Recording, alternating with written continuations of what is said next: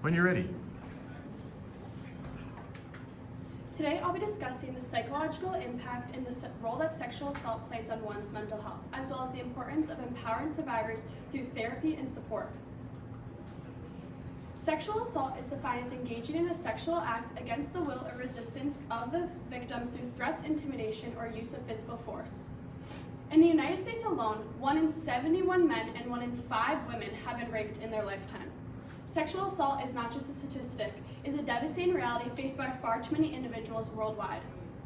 It is crucial to understand that sexual assault isn't just about physical violation. It shatters a person's sense of identity and safety. Survivors often feel feelings of powerlessness, betrayal, and intense trauma, which can have a profound impact on their mental health and emotional well-being. The aftermath of sexual assault is complex, often leaving survivors with a range of psychological effects. Sexual assault can cause PTSD due to extreme stress and trauma experienced during the event.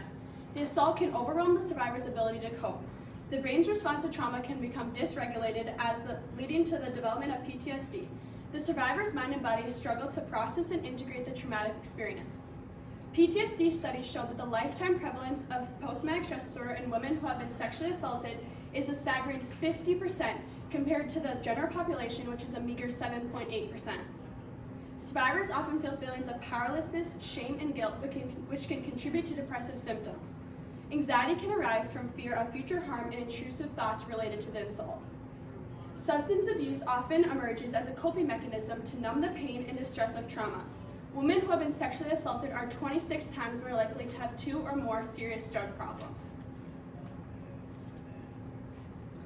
Rape trauma syndrome is the process that victims go through after the assault. It can take months or years depending on how someone copes with trauma.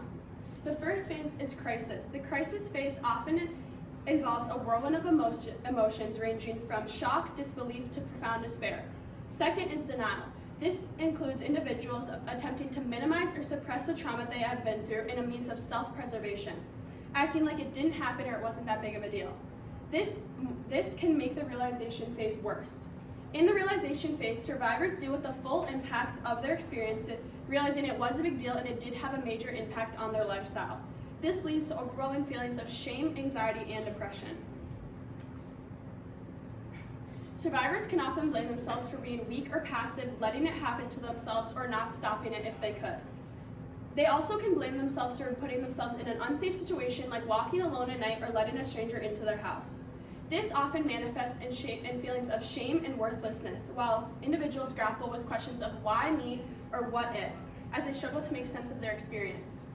Avoidance behaviors are behaviors in making the situation seem like it was no big deal or it didn't matter to them, saying it could have been worse. Pushing feelings down is only solves the problem temporarily. Still, over time, feelings will begin to resurface, causing survivors to feel lost and unable to cope with the trauma that they have experienced. These behaviors hinder the healing process of validating your feelings and understanding what happened to you to eventually heal from the trauma that you experienced. Connecting this to predator-induced fear causes PTSD-like changes in the brain and behavior of wild animals. Research by Lena Zanette sheds light on the parallels between wild animals-induced fear and post-traumatic stress disorder in humans. Both humans and animals experience profound fear and distress in response to traumatic events, which have lasting psychological effects. Additionally, animals and humans alike develop coping mechanisms to navigate the trauma, some of which might be adaptive, while others may exuberate their distress. This research underscores the parallels between the universal nature of trauma responses and the tailored interventions needed for humans to deal with the trauma that they have experienced. Supporting survivors and validation are crucial components of healing journeys of survivors for sexual assault. By creating safe spaces for survivors to share their experiences and feel heard, we can help validate their emotions and empower them to reclaim a sense of agency and self-worth. Organizations such as rape crisis centers and support groups play a vital role in providing resources, community, and guidance for supports to navigate their healing journey. In addition to support and therapy, it is crucial to recognize the concepts of moral courage and intelligent disobedience in the context of sexual assault survivors. Moral courage refers to the bravery and ethical fortitude individuals demonstrate while facing challenging situations, such as asking for help and healing despite the stigma surrounding around sexual assault. Intelligent disobedience, on the other hand, involves a thoughtfulness and deliberate defiance of harmful norms or expectations, such as rejecting self-blame and reclaiming one's sense of agency. Survivors of sexual assault often exhibit remarkable moral courage and intelligent disobedience as they navigate their healing journey, challenging social misconceptions and advocating for their healing. One promising therapeutic intervention for survivors is eye movement reprocessing and desensitization therapy, EMDR for short. EMDR therapy helps survivors reprocess traumatic memories by engaging both sides of the brain using tapping, eye movements, or auditory stimuli.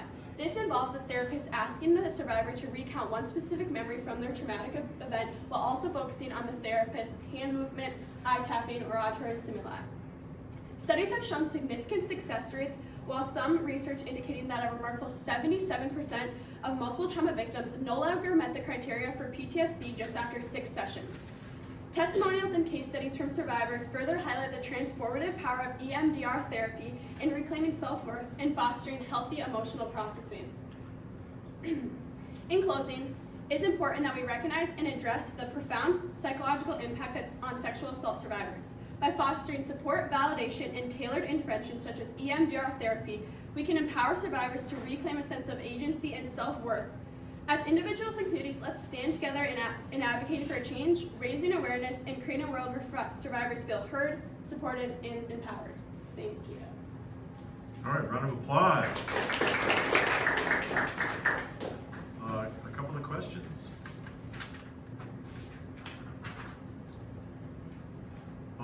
Tori, how did your research question evolve as you moved through the process? Originally, I was going to talk about how fear plays a role in sexual assault. My original question is, how does fear play a role in sexual assault and how does it impact changes in the brain? But as I was researching, I couldn't find that much information and statistics about fear and sexual assault and the relation between the two. And I found more information about the psychological effects, like how someone's mental health has changed and how they can deal with the trauma with certain therapies. So I decided to change my question. Okay, thank you. What additional questions emerged from your research and why are they important? An additional question that evolved from my research was how cultural influences play a role in sexual assault healing, like the people around you, and how families, friends, or just support systems can change the way someone feels about their experience, their trauma that they experience, and what role community plays in recovery processing.